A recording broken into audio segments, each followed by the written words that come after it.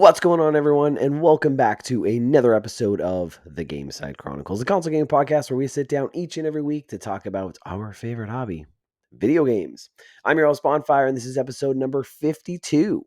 And technically, it's my 1 year anniversary, I guess, because 52 weeks in a year, I've done this every week. So we're hitting the 1 year mark for the podcast, which is kind of cool and kind of exciting. It's kind of crazy to think that every week for the last year, or the last 52 weeks, I should say, I've sat down behind this microphone and talked video games, and I love it. It's a lot of fun.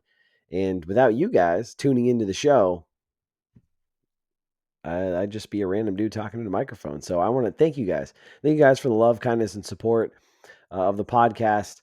It's been really fun, and I hope I can continue to do it as time goes on. And you probably noticed my voice sounds like absolute garbage right now. And I'm recording. It's technically Saturday morning, Friday night. It's really late Friday night because I caught some sort of like cold this past week. I think my son brought something home, and I woke up Tuesday kind of with a little bit of a sore throat. And then like Wednesday and Thursday, I was just exhausted. I could just tell like I had some like going on in my sinuses, and my body was just like so tired. Like I went to bed at like 9. I slept until like 7:30, and I was just like I had body aches, and I don't know what it was, dude. Just some sort of like cold going through the flu season type deal. But I'm on the mends now, even though I've got little sinus congestion and I sound like trash. But we gotta do the show still. So I figured, regardless if you can get over how terrible I sound, we got a fun and exciting show for you this week because it's been an exciting week in news. Most notably, obviously, the Nintendo Direct happened, and there's lots of things to talk about there, but some other things as well. So hope you're all doing well out there. By the time you listen to this, Super Bowl will have happened, and I'm gonna say Philadelphia won. I don't know. I'm just throwing it out there. Obviously, like I said, it's Friday night, so I can't predict the future. But that'll be my pick. We'll see if that actually comes to fruition. But hopefully, you guys had an awesome Super Bowl Sunday. I know I plan on having a good Super Bowl Sunday, checking the game out, maybe knocking down a few cold ones. So it should be good. Also, as you know, I love golf. That is my second passion, if you will, that has really consumed my life as of late. But the Waste Management Open is this past weekend. By the time you listen to it, uh, but it's going on right now this weekend, and I love it. This is the one that's got the 16th hole. That's got the stadium around it, and it's just nuts. And so, like last year, someone hit a hole in one, and the place just erupted. Well, I think actually two people hit one, but most notably there was one, and people just went crazy. Like you could, this is the one time a year in PGA golf that you can go crazy, and people were like spraying beer everywhere. They were throwing beer cans and garbage on the green after this dude hit the hole in one. Like it's just absolute bananas.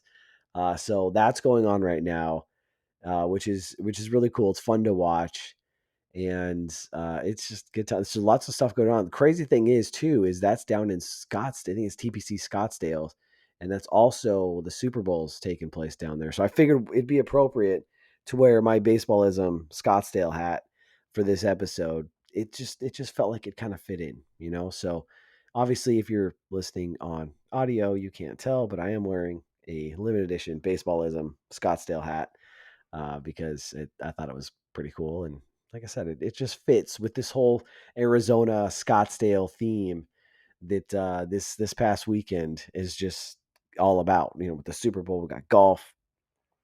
It's good stuff, good stuff. So like I said, hope you guys had an awesome weekend, had some good time, watched the games, had fun with families. Hopefully there were some good commercials on too. Though I feel like those commercials have been kind of shitty the last few years. Like I don't know. Like I remember in my younger years, the Budweiser commercials, like with the frogs, where they're like Bud Wise or like I don't know. Those were classic. And then the other ones I remember too was the E Trade Baby. Like that was just that's fantastic stuff. That's great advertising. But as of late, it's either like virtue signally, like preachy, or it's just not that funny. So I don't know. Hopefully, we got some good ones coming this year. Now, for those of you that are new to the show, and I know there's a few of you out there, remember the best way you can support the show is to leave us nice reviews on the podcast platform that you're listening on. You can also find us on Facebook. Just look up Gamecite Chronicles. You can follow the page there. I post clips, and obviously you can catch the podcast drops there. Also, follow me on Twitter at Gamecite Podcast. And over on Locals, which is like the Patreon-esque alternative platform. Trying to grow community over there. So if you check us out over there for free, you can join up and catch the episode 2 days early. And catch all new episodes 2 days early. It goes up Saturdays. So you can check that out there and get early access to the podcast. Otherwise, new episodes of the show go up each and every week, Mondays, 9 a.m. Pacific Standard Time. And I'm going to take a drink. As you know, got to have a beverage every single week on the podcast. Keeping true to tradition for my nightcap this week. Costco Sangria, baby. And it's delightful. Now, I was just thinking, some of you probably think I'm an alcoholic, and couldn't be farther from the truth. I usually wait until either the podcast to sit down, have my weekly sangria, or my Friday night beer. Other than that, I really don't drink a lot of alcohol. But for the show, I don't know what it is. I have to have something to drink on the show, and it's like I could have water, that's fine, but like by the time I'm doing the show, like I want something tasty to get me going. You know what I mean? So that's what I got. And I can't like bust out an energy drink. And if I was recording it like, I don't know, the afternoon, I'd probably do an energy drink. And I've done that in the past. But since it's late, I was like, this is a good nightcap. That's what we got. But anyways, this is a video game podcast. And we got some fun things to talk about this week. So this week, we're going to be talking about Nintendo.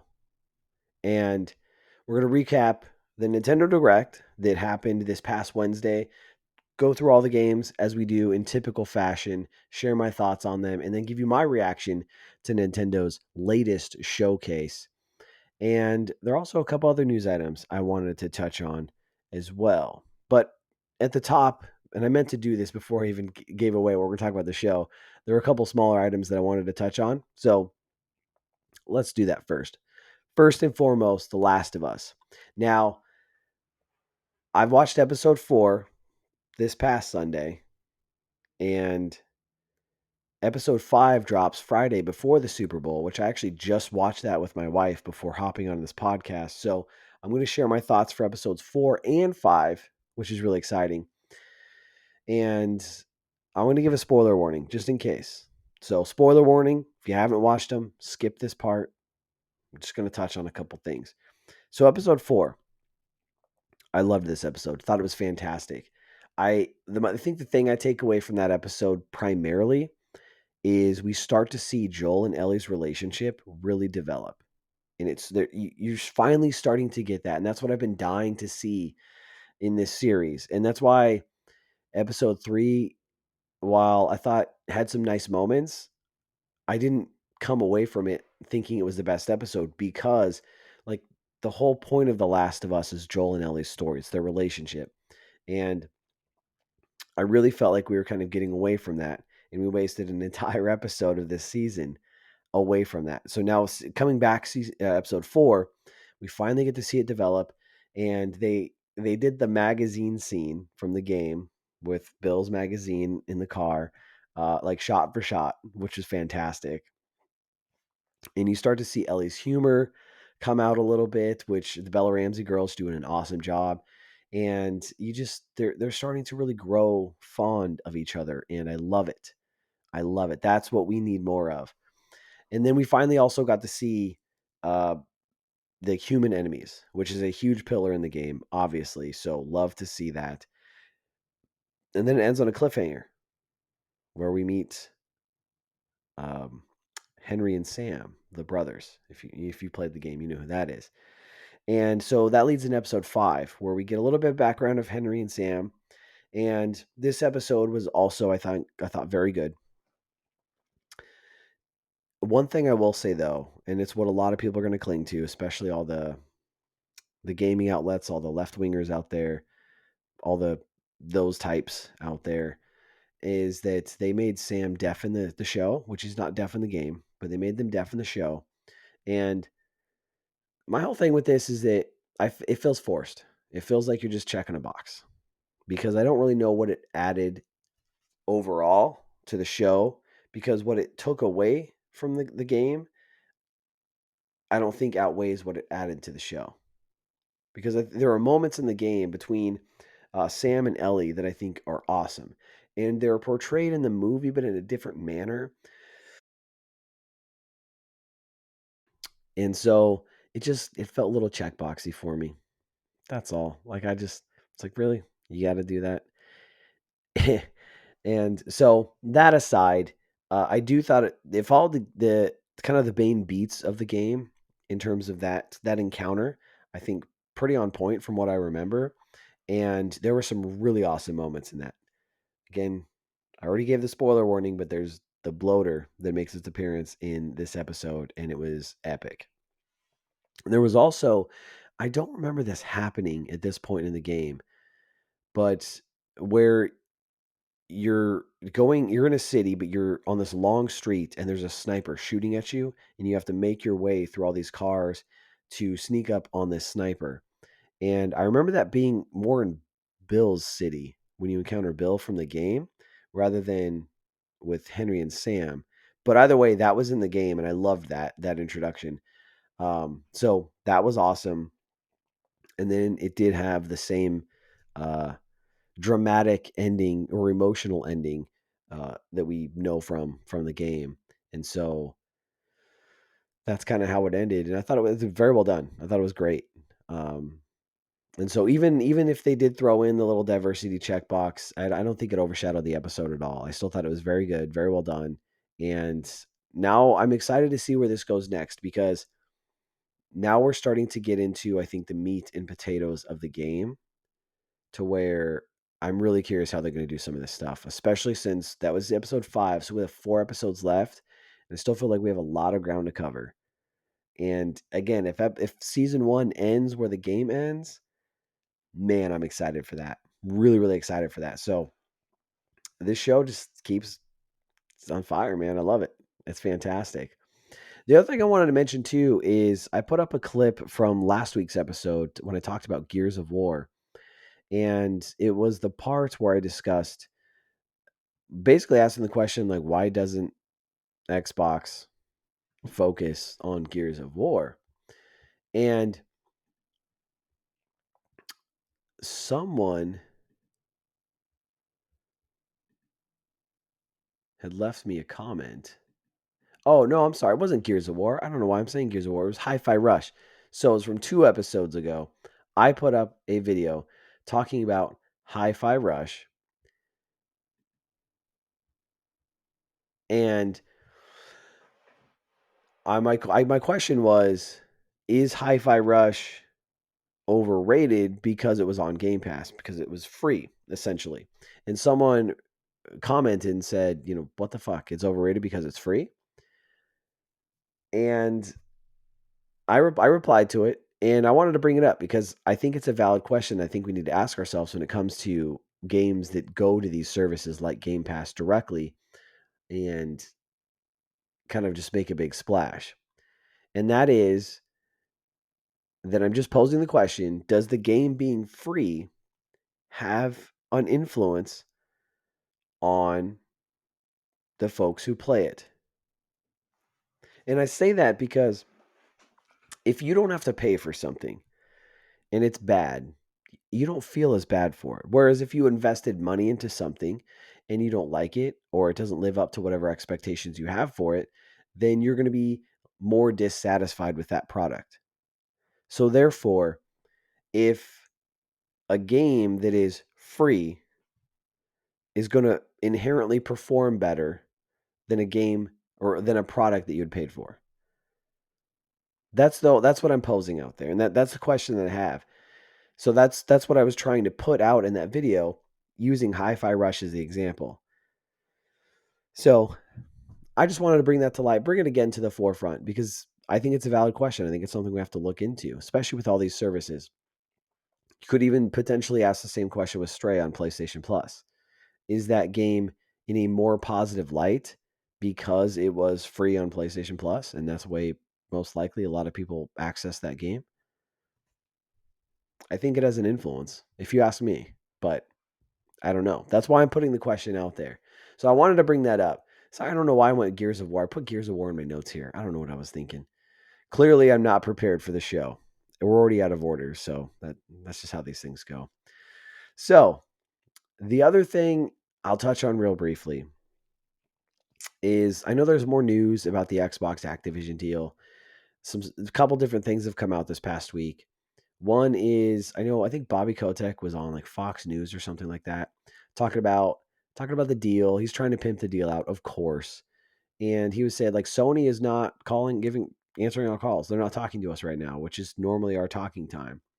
And a lot of people are taking this way like Sony's burning bridges, and that could be the case, right? If this deal doesn't go through, which it doesn't seem like it's going to at this point, if that happens, then Microsoft will probably retaliate in some degree. Who knows what that means? Does Activision also retaliate to a certain degree? Who knows what that means? I don't know. But I do think that's a possibility. And I have to imagine, Sony probably weighed that out. But here's the thing: Activision isn't going to take Call of Duty away from PlayStation. I mean, that's a moneymaker for them. So I don't know what a retaliation from Activision looks like or how this bridge could be burned. Maybe they switch all the marketing to Xbox, they throw it on Game Pass and have some sort of partnership. Maybe that's the case, and that hurts PlayStation to some degree. Could absolutely see that happening. But on the other end, I think you also have to look at it from PlayStation's point of view to like, well, yeah, they're not talking to it because they PlayStation Sony's done a pretty good job at putting up a fight for this, which they should do because it directly affects them. It's one of their biggest competitors eating up one of their biggest games on their own platform. So, yeah, they're going to put up a fight about it. They're going to put up a big stink about it, no matter how anti-consumer you think it is. But the other part about it is that, yeah, I think it makes sense. Why would Sony talk to Activision right now? This is still in flux right now. There's still a lot of legalities and in back and forths and all that. So, in the same way that, Xbox and PlayStation have kind of kept quiet for the most part while this has all been going on, minus Xbox's recent developer direct, I think that's because this deal is being investigated. And so they're kind of just holding things close to their chest, so to speak. So that doesn't surprise me too much. The other thing I saw kind of floating around out there, which I do think is very interesting, is that someone pointed out that I think within some of the documents that have been kind of going back and forth between all these regulatory bodies during this investigation of the deal, that Xbox has admitted on one of these docs that Game Pass is cannibalizing game sales. And I'm surprised I haven't seen more reporting on this. And it could be a complete rumor. Again, I just saw this online, so I haven't validated it myself. But I don't think this is surprising. Assuming this is true, I don't think this is surprising at all. And I've talked about this. I know Phil Spencer talks about that Game Pass subscribers spend more on Xbox, but we don't get the numbers, we don't get the details, we don't get the receipts to back it up. So if you think about it logically, though, if you have Game Pass, why would you buy the games? How many of you bought Deathloop when that came to Xbox? How many of you bought Hi-Fi Rush? How many of you are going to buy Atomic Heart when that comes to Xbox? I can't tell you how many games I see on Xbox go on sale very quickly, like physical games, because they're not selling. They need to get rid of the stock. That's very, very common. So I don't think it's too surprising that Xbox Game Pass would be cannibalizing sales. And I think that's an issue that subscription services bring when you put day and date games on there. So, and if they're not monetized on the back end, a la live service, microtransactions, all that stuff, then I don't know how you make development cost money back if you're Xbox for all of your first party, 30 studios now?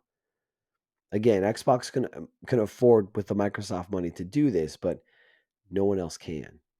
And we don't want the economics of games to shift that way because that destroys a lot of it. So, anyways, I thought that was interesting. That's all I'll say about that. I don't want to dive into it more just because it is kind of a tiresome topic at this point. Um, but I'll leave it at there. So, the other two news stories I wanted to touch on before we get into the games that we're playing is I found a pretty dope survival horror game. I found it on I saw it, I think a Twitter post for it, but it is coming to both PC and consoles. So I want to give that game a shout out, talk about that. And then the other thing we have to talk about is Hogwarts Legacy, since that game dropped this past week. Well, this week, today actually of the week, the day I'm recording. So we got to talk about that.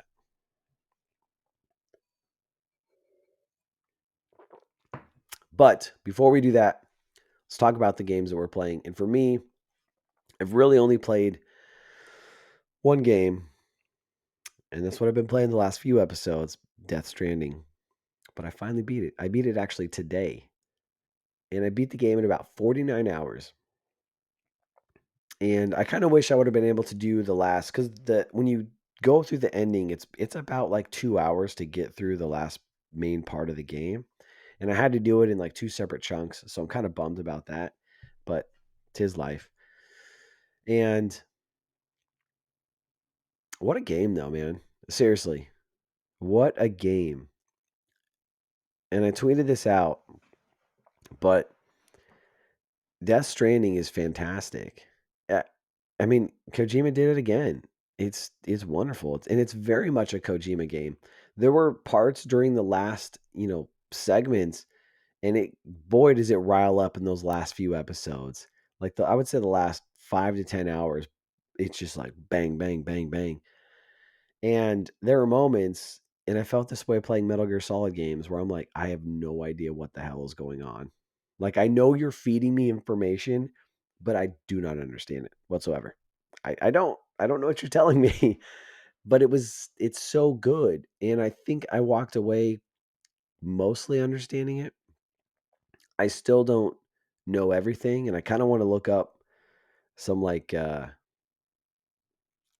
recaps and theories and stuff like that, and stuff that I might have missed. So I definitely want to dive into this universe, go through the online ether to see what people have said.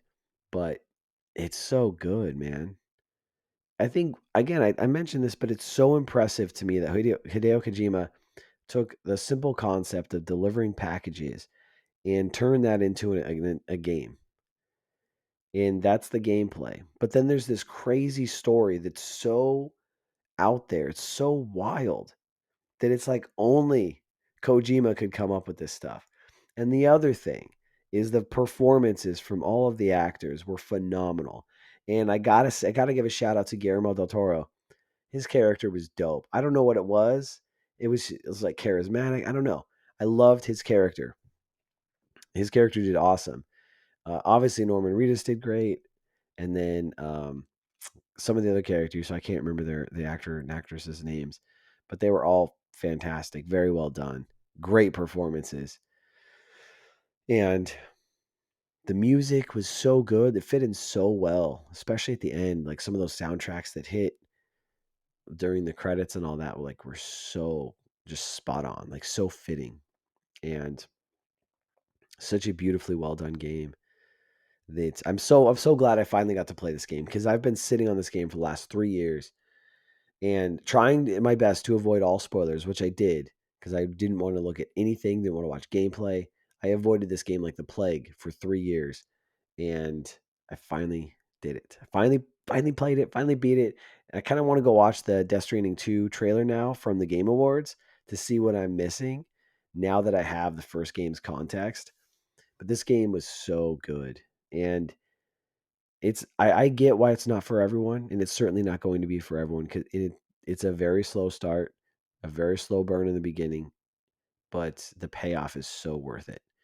And it's a little bit longer game, and there's definitely some stuff more like I could have done more missions and delivered more packages and spent more time resource gathering and stuff like that. But um, towards the end, I kind of just wanted to get through the rest of the game because I knew on the horizon Hogwarts Legacy was coming out, and I wanted to jump into that game. So that'll be the next game I jump into. And I did pick up my copy of Hogwarts Legacy. I As I mentioned, I got the deluxe edition, so I got it early. I've had the game for like 3 days now. I just installed it; it's ready to go, but I haven't been able to jump into it because I wanted to finish Death Stranding first. But now I'm ready. I'm gonna jump into it probably starting tomorrow, and I cannot wait. And the other thing I keep forgetting is that the PSVR 2 comes out in like 2 weeks, less than 2 weeks now, maybe. What is it? It's the 11 days. It comes out the 22nd. So in 11 days, the PSVR 2 kit's here. I have mine pre-ordered through PlayStation Direct. I'm hoping it comes on release day or at least a day or two after. But that's really exciting. I think I might do an actual unboxing video for that to put it up on the YouTube channel. And then when we do our next recent pickup segments, I'll show it off for the show. Obviously, I'll talk about the games that I'm playing and my experience with it. So maybe we'll probably dive into that for sure once that comes out. So I'm very excited for that. But man, it's just like February is stacked because then we also have Atomic Heart that comes out around the same time. And I really, really want to play that game. I'm torn because I'm still subscribed to Game Pass right now. So I could play it there. And again, so it's like, why buy the game, right? But the other part of me is like, I'd rather play it on PlayStation. So I almost would rather buy it because I'd much rather get the trophies and just play it on PlayStation. I love the DualSense controller. It's so good. And then like even there's like so many games take advantage of the DualSense controller. Like I saw a couple videos of Hogwarts Legacy. That like depending on the spells that you do, the lights on the touchpad, the DualSense touchpad, like turn different colors. And obviously the triggers, the haptic feedback is so good and so many games take advantage of it. Like it's just next level stuff, dude. I love it. But that's what I've playing. Of course, I want to hear from you guys, so let me know what you games you're playing. And we'll get you into the next episode of the show.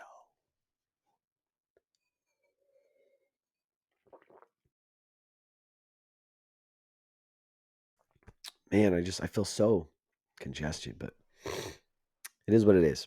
Hopefully you're bearing with me. So now, let's touch on those two news items I talked about just a bit ago. First is this survival horror game that I found. It's called Greyhill Incident. And it's a survival horror game that's coming out to PC and I think both PlayStation and Xbox. Let me verify that. Yep, it is on definitely coming to PlayStation. Yeah, so it's coming to PC and PlayStation, not Xbox. Sorry guys. And so it looks like there's a page on the PlayStation Store as well. But I'll read the description here because this sounds dope as hell. So this story-driven survival horror game is about a classic alien invasion which takes place during the early 90s. As Ryan Baker, equipped with a baseball bat and a few bullets in his revolver, the story takes you across the atmospheric neighborhood of Greyhill, which is invaded by UFOs and gray aliens. And the aliens, so I watched the trailer, and the aliens of the game are literally like your classic big-eyed, gray, slender looking dudes. And it's got the classic disc-shaped UFOs. And so you're on like farmland. It's like this really small farm town.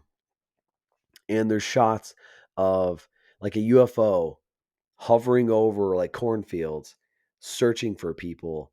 And there's even one episode where like the player's like running towards his house. I think he's trying to like save his wife or someone. And that the person's being like abducted from the house. And you can kind of just see the UFO in the distance over this house, abducting this person as you're like running through this dark cornfield. It's scary as hell, but it looks so good. I love it. I don't know. I love the aesthetic of this. Part of it, I I grew up during like the X Files, and I that used to be like the show my mom and I would watch. I think it was on like Sundays, Sunday nights or something. Like every week, watching the X Files. Me and my wife have watched them all, and I love it. I've always been like kind of, I guess not really obsessed, but I've always had this a fixation with like UFOs and sci-fi, and this plays into that perfectly. And I love it. And it's definitely got that aesthetic. Like, and there's even screenshots with during the trailer where it's you because you actually do battle like these guys, these aliens go after you, and there's lots of them kind of just going around there, and you're trying to avoid them, and you can fight them a little bit. And they're creepy as hell. Like they're these tall, slender looking gray dudes, and they're just coming at you. And you like pop them in the head, or you like beat them with the bat. It just looks so damn good. Like this game looks awesome. I love the premise. The screenshots look fantastic. And even some of the characters you meet are very stereotypical. Like one of the characters, two of the characters actually, maybe it's a family, but they literally have tinfoil hats on. And they're talking about the government lying to them. And it just plays into the very X Files, very classic, or even Signs, that movie. I I love it. This looks awesome. Like I cannot wait to play this. And it says it comes out Q2 2023, and it's done by Refugium Games. I looked these guys up. I think this is their first game because I couldn't really find anything from these guys. So I don't know. I don't know how much this game will be coming out sometime Q2 2023. It's probably going to stealth drop. And but either way, man, I'm keeping an eye on this one because it looks freaking dope. So check it out. It's called Greyhill Incident, all one word for Greyhill. And let me know what you think about it because I'm on board, man. I think this looks dope as hell.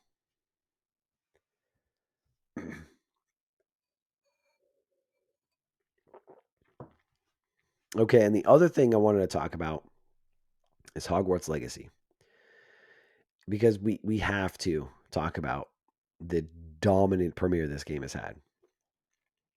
So the game came out. If you got the deluxe edition like I did, the game came out on February 7th. So Tuesday, this past Tuesday. Or, if you're a streamer, content creator, influencer, all that stuff, you've already got the game. And people have been streaming it, I think, since Monday. So it's been out. People have been playing it, and it's been and I think all the reviews went up Monday. And despite all the supposed protests, all the boycotts, all the quote unquote controversy surrounding this game, it's found huge success. So let's go through some of that, shall we? Let's start with Metacritic. Now, I know Metacritic isn't always the be all end all, but it is a nice gauge to understand how a lot of the media types are reviewing this game. And so, as of the time this is recording, I'm going to refresh the page. This game is sitting at a Metacritic score for, let's go to PlayStation 5. Yep, here we are at 85. So a Metacritic score of 85 and then a user score of 9.2, which is pretty damn good. Now, the Metacritic score is actually a little higher than I thought it was going to be. I expected this game probably to be about 10 points lower. I would say mid 70s because I did not think that a lot of the journo types would be able to get past whatever bias they have against J.K. Rowling and all this transphobic controversy for this game and would immediately dock the game just because of that, because of the association with J.K. Rowling. I didn't think they would be able to separate the art from the artist, or in this case, the game from the world's creator, who technically really doesn't have much, if anything, to do with this game outside of it being her world and property that she created. So I'm surprised. I'm surprised it is sitting that high. It's got 67 critic reviews, and then the user score, man, 9.2 is excellent. And kind of goes with what I'm seeing from a lot of people. A lot of people are saying this game is so awesome. They are really enjoying it. And over on Open Critic, when I was looking on there, and I'm going to pull it up here, Open Critic, Hogwarts Legacy. It is also sitting at an 85 average with a 90% of critics recommending the game, which is, again, awesome to see. And so there are some, of course, that gave it bad reviews and couldn't see past the whole controversy and always had to make a virtue signaling statement about it. But it seems like most people were trying to give it a fair shake, which I think is great to see. And I'm impressed. I think that's really, really awesome to see. And those review scores aren't the only success metric we've been seeing. Our friends over at VGC, Video Games Chronicle, they reported that the game is off to a very fast start on PC as well, where it's having one of the biggest launches ever for a single player title. I'm going to go over to that article here. The article is titled Hogwarts Legacy's early access release is one of Steam's biggest ever single player launches. So it says, as it stands, Hogwarts Legacy's peak concurrent player count on Steam is 489,139. That's ahead of Fallout 4's peak of 472,962, but less than half of Cyberpunk's record at 1.054 million. That's crazy. So just counting PC, it's having the biggest launch for a single player game ahead of Fallout 4. That's nuts. I mean, Fallout 4 is huge. Fallout is a huge PC centric game. And to beat that game, I think it really puts how meteoric success this game really is. And I mean, everyone was stoked for Fallout 4. I mean, especially on PC with the mods and all that stuff. Like people love to do that. And I was certainly hyped for Fallout 4. So to see this game surpass that is bonkers. And to think what Cyberpunk did even ahead of that, I mean, it's not even half of what Cyberpunk did. That shows you how crazy Cyberpunk was. But this is awesome to see. And I think that's again just another notch on this game's success because on top of that, there's another one. And Dexerdo has reported that this game has broken the Twitch record for single player games having the most viewers ever. So heading over to that, and actually the devs tweeted this out and they said, "Thank you. Thanks to you, Hogwarts Legacy is officially the number one single player game ever on Twitch with 1.28 million peak concurrent viewers at launch." That's insane. That's a lot of freaking people watching people play Hogwarts Legacy. That is absolutely crazy. And again, despite all the protests, despite all the boycotts, all the virtue signaling, all the controversy surrounding this game, it was still hugely successful. And I'm really curious to see what WB Games and Portkey Games comes out and says sales were, because I really want to know how many copies has this game sold, revenue generated, whatever the metric they're going to share. I want to see it because I think it's going to be pretty big. And I think it's going to be really exciting to see that number when it's finally reported out. And I got to be honest, I find it quite amusing because, again, amongst all this drama, all the protests, all the finger pointing and all this nonsense that like people just really don't care. They want to play this game. It's a game that I think a lot of people have nostalgia for. It's a part of their childhood, Harry Potter and the wizarding world. And so they don't care. And maybe the part of it is they don't really understand the controversy like myself. So I I think I kind of find it funny if I'm being honest. But shout out to Portkey Games, shout out to Hogwarts Legacy on this very, very successful launch. And as one of my favorite content creators, Melanie Mack, who I got to be honest, I would love the opportunity to sit down and just chat with her because she's such an awesome human being.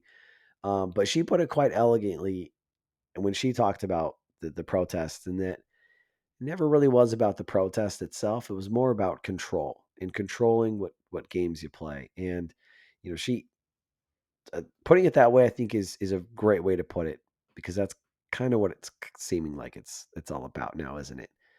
So, a little food for thought on that one.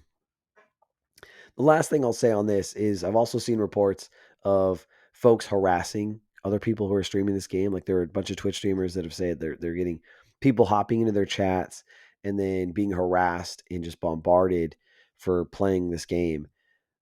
And that's just ridiculous. I mean, come on. Like, in my opinion, that tells me a lot more about your character if you're doing that stuff than it does about someone who wants to play a Harry Potter game. I mean, let's be real here. Are you really going to get result into bullying people to not do something that you don't want them to do? Like, do you really want to control people that way and bully them? Like, that's just ridiculous, man. Like, I just I don't understand. I really don't. I think it's unnecessary, and you know I get it. If you feel very strongly against the game, great. That's your prerogative. That's you. But to bully someone into making them try to make them feel bad about themselves or try to uh, insult their character because they're playing a game that maybe they think is interesting or want to try out, I think is unnecessary and kind of ridiculous. So there's that. And I'm sure none of you guys are actually doing that. So, but if you are, don't be an asshole.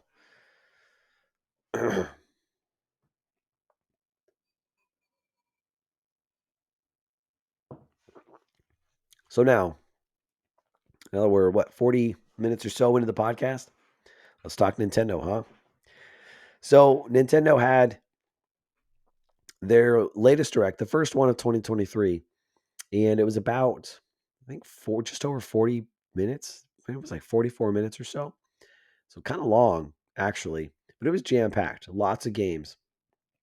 And so what I'm gonna I wrote a bunch of notes here. We'll go through all the games, and some I know more about than others. So we'll go through the games. I'll share some of my thoughts on the games, and then towards the end of it, I'll share my thoughts on the overall direct and give you my reaction to it. So, and that's typically what we do here on the podcast with a lot of these directs, state of plays, and a lot of these showcases. So let's dive into it, shall we? So the show opened up with Pikmin 4, and they showed off some of the various Pikmin types, a little bit of gameplay, this new dog friend that you can befriend in the game, and it helps you progress through various levels and stuff like that. And then the release date of July 21, this year. And I can't remember if we have ever got a release date for this game. So I think this is new because I think they had only just said it was coming out sometime next year. So now we finally know when this game's coming out. I got to be honest, I have never played a Pikmin game. I have no affinity towards Pikmin. I don't understand it. I have Pikmin amiibos in the back there, and I've played the Pikmin dude in Smash Bros, but never played a Pikmin game. I just don't understand them. So if this is your type of game, I'm sure you're super hyped for it, but for me, it just doesn't resonate with me whatsoever. Though maybe I should try it out. I don't know. After that, they moved to Xenoblade 3 with their expansion pass, volume 3 of that, showed off a new hero, some challenge battles, and then a volume 4 preview, which I think is some character that I'm supposed to know, but I know nothing about Xenoblade Chronicles, so I have no clue who that was. So I think that's a pretty big deal. The volume 3 launches on February 15th, so next week or this week when you're listening to the podcast. And then they moved into game. This game was actually leaked ahead of time. Samba de Amigo Party Central. And I don't, again, I've never played any of these games, but apparently this game where you shake the Joy-Cons, I think it's a Wii era game. But like Maracas, it's a rhythm dance game. And there's actually kind of a Royale mode they introduced where you dance against other players, and it's basically kind of elimination as you progress, which is kind of cool actually. And this is coming summer 2023. This game, I don't know. Seems like it might be a fun game. Definitely a fun party game for the family or something like that. But I have no affinity towards that series at all. And then another weird one. They kind of started off weird with this direct. It's called Fashion Dreamer. It's from Seed Games, and this is where you literally become a style influencer. And from what I could tell in the trailer, you basically go around, you like other people's outfits, I think other players or NPCs, you recommend them outfits, and then you style your character to get like likes and recommends and stuff. That's the game. I I don't understand it. It's really weird to me, but I'm sure there's someone out there who likes these types of games. So that comes again, the release window of 2023. Then they showed another trailer for the upcoming Dead Cells expansion, Return to Castlevania. This is where you can play in the castle. You visit the castle, you befriend Trevor and Alucard, fight Castlevania bosses. This comes out March 6th. I gotta say, this looks awesome. I think this DLC pack is super dope. I love Dead Cells. Dead Cells is one of the few roguelike games I've gotten into. And this DLC is something I know they've had a couple other DLCs as well. So I kind of want to maybe get back into this game because it's one of those games where like you can do a couple runs and you're good. Like it just you get your fix of a couple runs and you're good, but you also kind of want to just keep going. So Dead Cells is a fantastic game, and that expansion looks pretty dope. Then they showed a game off called Tron Identify. I think this is a multi-platform game. This launches first on Switch though in April. I have no idea what style of game it is. Let's look it up real quick. Tron Identify. Or Identity, not Identify. Tron Identity. Let's see. As Steam states, something has been taken. Enter a new grid and forge alliances via visual novel gameplay. Okay, uncovering truth through identity disc puzzles. Okay, so a visual novel game. Not really my style. But coming first to Switch this April. And then a game called Ghost Trick, Phantom Detective. I think this is a remaster they're bringing over because I remember seeing this game before. It's a murder mystery, puzzle solving, comes this summer. And then a new game from Level 5 called Deca Police. And I'm going to look this game up to do a better description because my notes are terrible. And let's see. Deca Police. Okay, it's described. So Deca Police is a crime suspense RPG from the developers of the Layton series. And coming in 2023, the main character is a rookie detective named Harvard. He hunts down criminals in a huge open world crime ridden city, traveling back and forth between physical and virtual reality. Look forward to a mystery detective story with investigations in a virtual space. And it's got a cool art style, very anime. And so Level 5 not only did the Layton series, but they also did Nino Kuni and Yokai Watch, if I'm not mistaken. So I like these guys. And I was watching this trailer and I'm like, I don't know about this. But the more I watched it and kind of thought about it, I was like, this game actually does kind of sound cool. It's got the sci-fi vibes to it. You're doing detective work, hunting down criminals. I think there's even like some turn-based battles in there. Just I don't know. It's kind of got some style points for it. And so I kind of dig it. And it is also coming not only to Switch, but I saw it's coming to PlayStation. And so this is a game I'm definitely going to be keeping an eye on because I don't know. There's something about Level 5 games and their style, their gameplay that I really, really enjoy because I loved Yokai Watch. Ni no Kuni's fantastic, though I still need to play the very first one. And while I haven't played Professor Layton, I want to, but I've heard good things about it. So I think they make good stuff over there. So I'm excited to see them back with this game, a new IP nonetheless, and hoping they find success with it. This comes just a release window of 2023. Um, so hopefully we get some more news on that game soon. Maybe even a demo. That'd be pretty dope. After that, they moved on to another game we already knew about, Bayonetta Origins, Cereza and the Lost Demon. And this is that kind of almost isometric looking game where you play as Bayonetta and then you partner with Cheshire and you're kind of just going around. I think you're trying to save her mom. And it's got a really beautiful art style. It's not really doesn't really look that exciting to me, but it is a beautiful looking game. This comes out March 17th, so coming up pretty soon. You can look forward to that. And I think that one's a Switch exclusive as well. Then got some news on Splatoon 3 in that expansion pass. So they've got two waves coming for the expansion pass. Wave 1 basically brings the original Splatoon's Inkopolis, the kind of hub area, to the game, including the Squid Sisters. I think that's it, which I thought was kind of weird. Like it's the same stuff and functionality of Splatoon 3's hub area, but now it's just Splatoon 1. So cool throwback, but I don't think it should be paid. I feel like I'm missing something there. But then the Wave 2, which is called Side Order, and they gave just kind of a brief trailer around it with just some weird inkling looking dude looking at something. I don't know what it was. I don't really know what it's referring to or anything like that, but I think it's going to be some single player content. That's my guess. And that launches at some time in the future. But Wave 1 launches in spring 2023. So you can look forward to that. Then this game called Illusion Island, which is a Mickey game. It's a Disney Mickey game. It's got a weird art style, almost like the old cartoons. It's a 2D platformer. A beautiful looking game, I have to say. It looked very fluid. It looked like it ran really well. And you can actually play 4-player co op. You play some of the other Mickey characters like Minnie, Donald,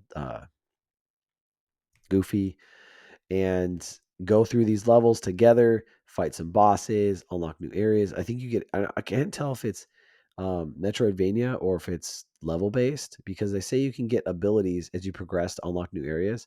So I'm almost wondering if there's like Metroidvania like elements to this game. But it looks actually kind of cool. I have to say, I'm intrigued by this one. And this one comes out July 28th. And again, really interesting art style. So check it out if you're interested or even curious from a Disney game. Then we got some updates on the Fire Emblem Engage expansion pass. And so some updates on this one, some of the waves with just some additional Fire Emblem characters, basically. And then they said Wave 4 will include a new story and that Wave 2 launches today, at least of the direct. So that is out now if you're so intrigued.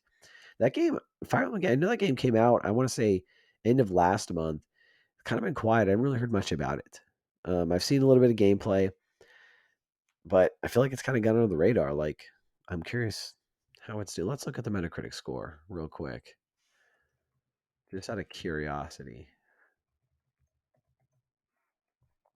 Okay, so it's sitting at an 80.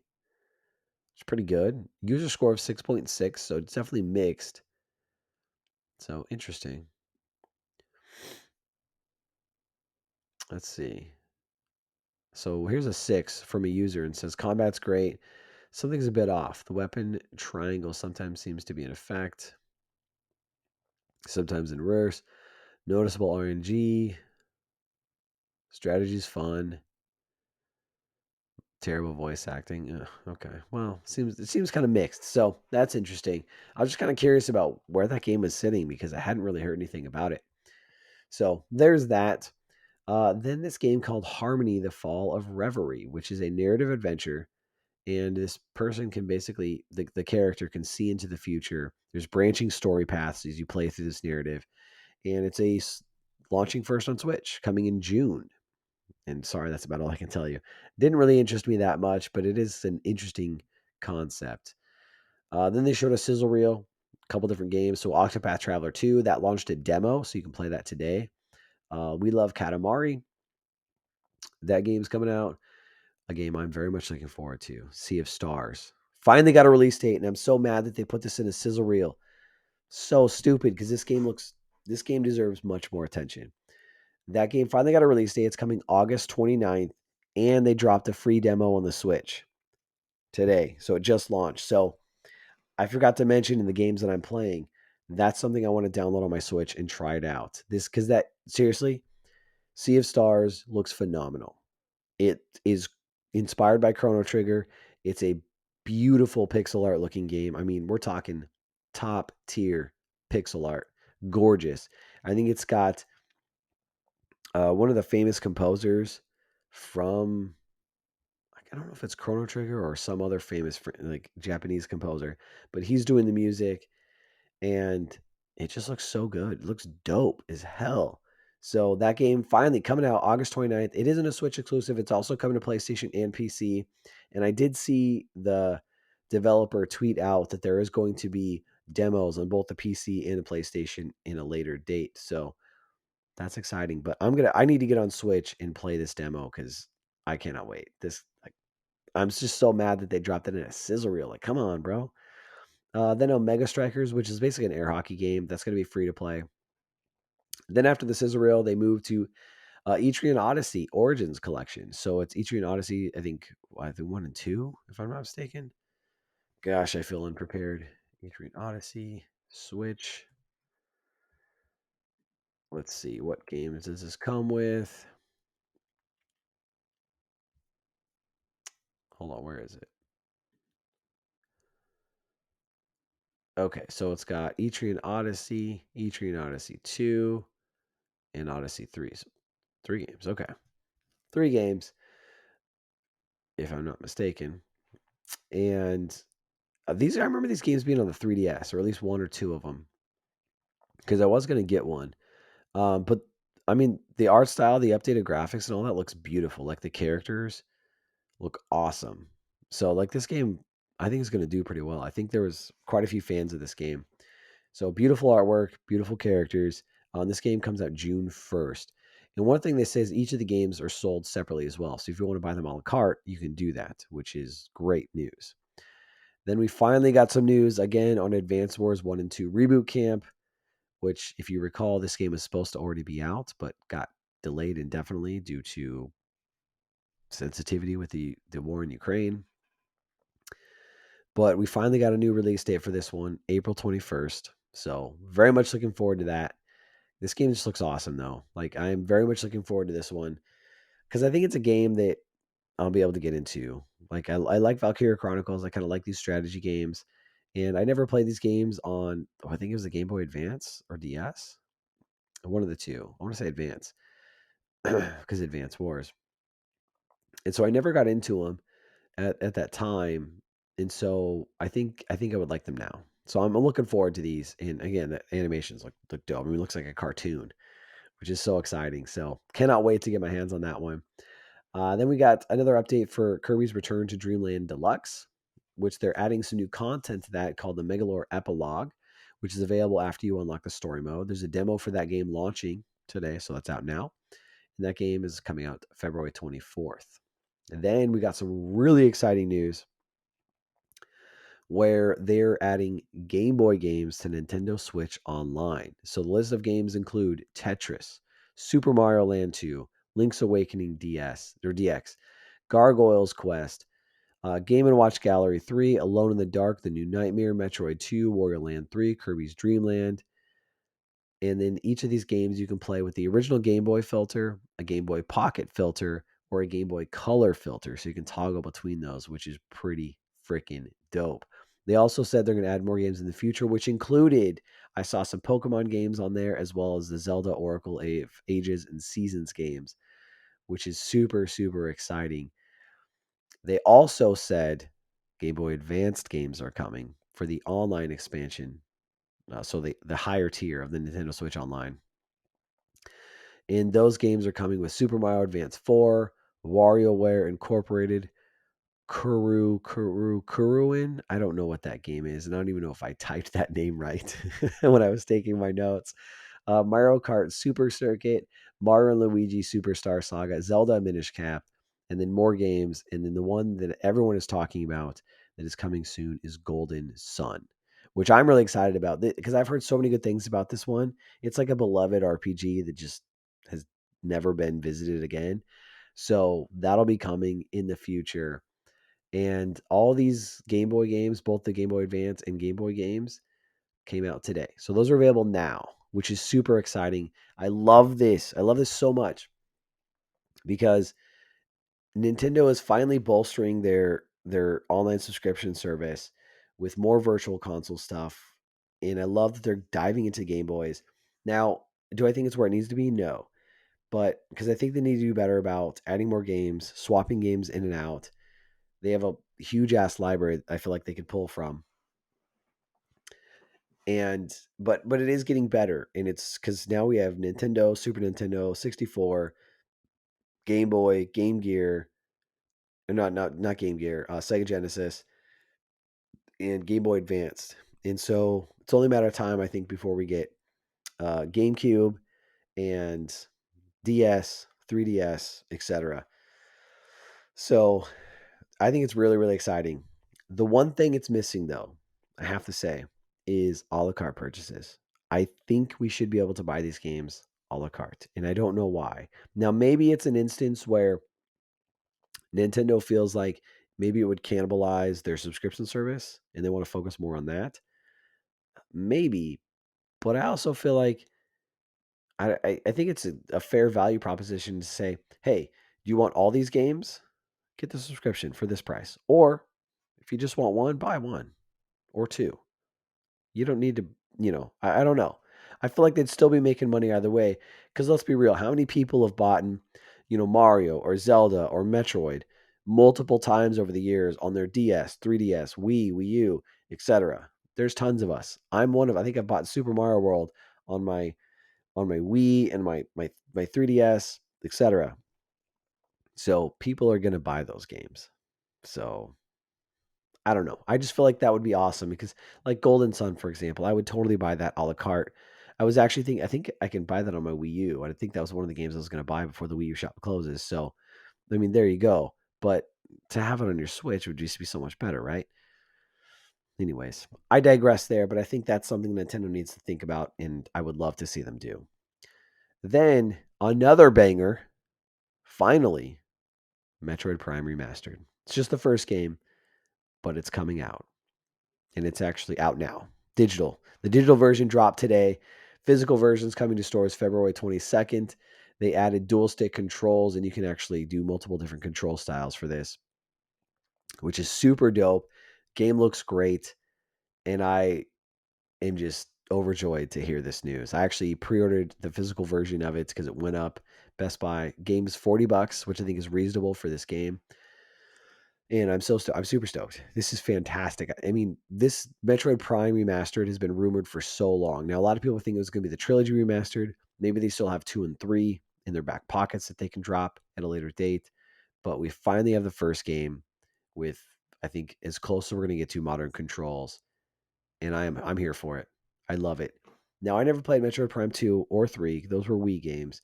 But I played Metroid Prime. I played the shit out of that game. Like that was one of the games I got, I think, with my GameCube. And I remember, I think it was that Christmas break of, I want to say like 2002. I think that was when it was. And as soon as I got my GameCube that year, that's all I played. I like, I was obsessed with that game. I loved it so much. That and Zelda Wind Waker and Mario Sunshine. Like those are the 3 games that I played on my GameCube, and I just loved it so much. So I cannot wait to go and replay this game because I'm just super nostalgic for it. So it's finally here, man. Finally, they dropped it. Who knows if we're ever to get the others, Metroid Prime 2 and 3, and God knows what's going on with Metroid Prime 4. But nonetheless, at least we got the first one. So we're getting closer. Then they showed off this game called Master Detective Archives Rain Code. I have no idea what this game is, but it comes out June 30th because I don't have no idea what I was looking at when I was watching the trailer. And then this game's called Baten Kaidos 1 and 2 HD Remaster. These are, I think, JRPGs. They kind of look like they're from their Final Fantasy VII era. Again, I've never played them. I don't know too much about them. But the unique thing about them is that when you do your battles, you battle with cards, which is interesting. So that comes out in summer of 2023. Kind of cool there. Then a game called Fantasy Life, The Girl Who Steals Time. Kind of looked pretty neat from what I could tell. Let me look this game up so I can give you a good description here. So, okay, so here he goes. Begin a fantastic life on a ruined island and embark on a great adventure into the past. Gather friends, craft, and build your own city. Completely new entry in the Fantasy Life series. Build your own city on the go, on adventures on a new island. Explore the island with whatever life occupation suits you. Travel between the past and present to unravel mysteries on this ruined island. Popular characters from the series returns. This kind of reminds me of Animal Crossing. So, and I'm probably new to this, so maybe that's given, but very much in that style, from what I can tell. And this game is coming out in 2023, so really no release date. Then they showed off a teaser for a new Professor Layton game called Professor Layton in the New World of Steam. That was it. No teaser. Just a quick teaser. No release date. No release window. Nothing. Just a quick teaser, and then they moved on to the next thing, which was really, really weird, but exciting to see nonetheless. Again, level 5 coming strong with this direct. Then Wave 4 tracks for Mario Kart 8 coming spring 2023. I'm surprised that game is still ticking along. Like, it's crazy to me. Mario Kart 8 came out on the Wii U. And again, they brought it over to the Switch. I bought it on the Switch, yes. But the fact that it's still going and they're keeping it alive with these additional carts and tracks and stuff like that, good on them, man. That's pretty incredible. Then we got a sizzle reel for a bunch of games. So they showed off Minecraft Legends, a game called Blanc, which has a really cool art style. Mega Man Battle Network, Have a Nice Death, which I think the game actually looks pretty cool. I think it's out on other platforms too. I should look into it. Disney Dreamlight Valley and Tales of the Symphony remastered. And then they closed with Zelda Tears of the Kingdom and got a nice gameplay trailer. It looks very post-apocalyptic from what I can tell. It looks like there's vehicles that you can control as well with your abilities. You get the weird looking arm hand, I think is something that you get. Comes out again May 12th of this year. They showed off the collector's edition, which in my opinion didn't really have anything that exciting. So I'm going to skip that.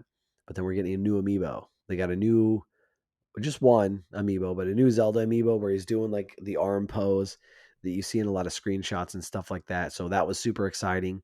I managed to snag my pre-order for that when that dropped that day. And so that was it. Now, one thing I got to say about Zelda Tears of the Kingdom is while like many of you out there, I am excited for this game, but I'm also kind of worried about it. Like it's not going to live up to the hype because Breath of the Wild came out 6 years ago when we first got our Nintendo Switch. So it was brand new hardware, brand new game, looked beautiful, ran well, but that was 6 years ago. And the Switch is starting to show its age. And when you see this game and you can see that the graphic fidelity is about the same, it's like, well, like you can really tell that this game, no matter how good it's going to be, is being held back by Switch's hardware. And so it's kind of a shame that it's being put on this kind of old hardware. And I'm worried that it's going to show its age more, even though it's a new game with Tears of the Kingdom, than it would have done with Breath of the Wild since that released day one with the Switch. I don't know if anyone else shares that sentiment or that worry, but that's kind of where my mind's at with that game. I still think it's going to be fun to play. I'm excited to dive into it. I'm really curious what they're going to do with the story. I saw some speculation out there, or at least some hope that you'd be able to play as Zelda, which I think would really be interesting. Would definitely throw, a wrench into the gameplay, but I'm all for that. So I don't know, man. I really think Nintendo is in a conundrum because I understand why they wouldn't want to abandon the Switch because I think it's the third best selling console of all time at this point, which is bananas. And it even surpassed the PlayStation 4.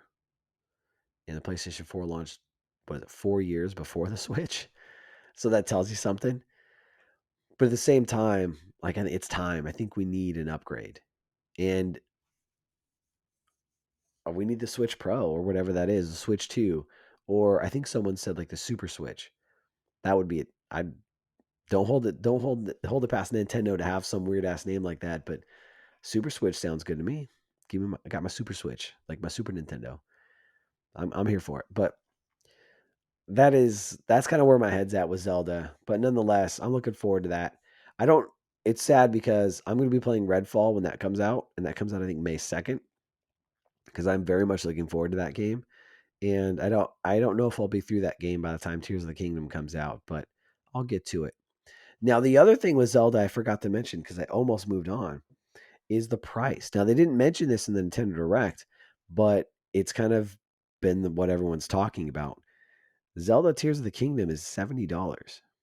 Now, Nintendo's came out and said that actually I think I've got an article here for it. Yeah, VGC. They reported and said Tears of the Kingdom's $70 price tag isn't the trend going forward, and that the company says it will price games on a case by case basis. But that's what everyone's talking about. And this is fascinating because everyone when PlayStation moved to $70, everyone was crying about it. When Xbox did it, not everyone cried about it because of Game Pass. And again, cannibalizing sales, you see a trend there. Um, but still, people still cry anytime about you bring up $70 price tag. So now Nintendo's doing this, not necessarily for everything, but for this premium title that they know everyone's going to pay $70 for. I mean, smart on Nintendo, but I think you also have to realize inflation has been rampant across the world. And that comes right after COVID. So you have to imagine the economics have changed. Game prices haven't. So this doesn't surprise me. Does it suck? Sure. You got to pay more for your games, but that's a reality. You got to pay more for everything. You got to pay more for your eggs, your milk, your utilities, everything. That's just kind of where things are going. So it's an unfortunate reality. And to sit and cry about it isn't going to solve anything. But I thought this was really interesting that this is the price point. But again, I'm not too surprised. And yeah, so the VGC also points out this is the first time Nintendo has charged more than $59.99 for a standard edition of a digital Switch game. So yeah, I mean that's where it is. Interesting times. It'll be curious how Nintendo handles their pricing going forward. If they're just gonna do like the Mario's and Zeldas at 70, like where they know they can probably get away with it, and then let's say like a Kirby or uh I don't know Metroid for 60. Maybe even you could probably even get away with Animal Crossing for 70, or I just had it in my head, but Pokemon. You could probably get away with Pokemon for $70. I would love to see the reaction to that. So who knows what's going on, but I thought that was very, very interesting, and that was kind of making the rounds this week as well regarding the price point. So overall, how did I feel about this Nintendo Direct? I think it was very strong. Again, there's a lot of games here that aren't for me, but when I look back, first of all, I gotta say, I love Nintendo's format. I love that they're just like banger after banger after banger. Like this was 40 plus minutes of just straight games. And there's a little bit of commentary in there from one of the heads, and I'm fine with that because it's very relatable. It's like, hey, how did you like that? Here's what we are showing next. It just kind of it paces it up. It breaks up the gameplay very nicely, and I think they're just very well put together. Again, not all these games are going to appeal to everyone. Some of them look freaking weird, like that fashion designer game. Like I have no idea what the hell that is, but someone might like it. That's just kind of Nintendo and some of the games that come to the Switch. So other than that, I love it. And again, we've gotten, gosh, I don't even know how many games here. Let me count them real quick.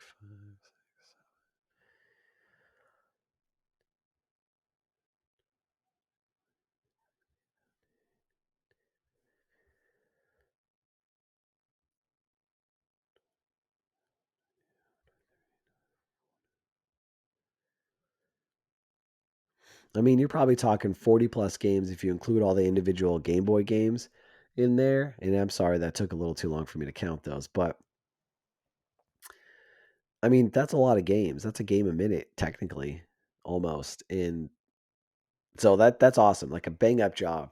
So with this direct, like I think it's very, very well done. Very, very well done. definitely lots of highs in there. If I have to pick out my like games that are catching my eye, the Dead Cells DLC I think looks great. I want to keep my eye on that. The Deca Police game, the more I think about it, the more I'm like, yeah, I think I want to play that game because it looks pretty cool. That Mickey's Illusion Island looks really interesting. I wouldn't mind trying that out. Obviously, Advance Wars 1 and 2 Reboot Camp. I definitely want to pick that up and jump into that game. I think the uh, Game Boy games being added to Switch Online is awesome. Fantastic move. Love the shadow dropping of that. Metroid Prime Remastered, also super exciting. I mean, we've been waiting years for that one. And to shadow drop it, the digital version of that day, mm, chef's kiss, baby. That was so good.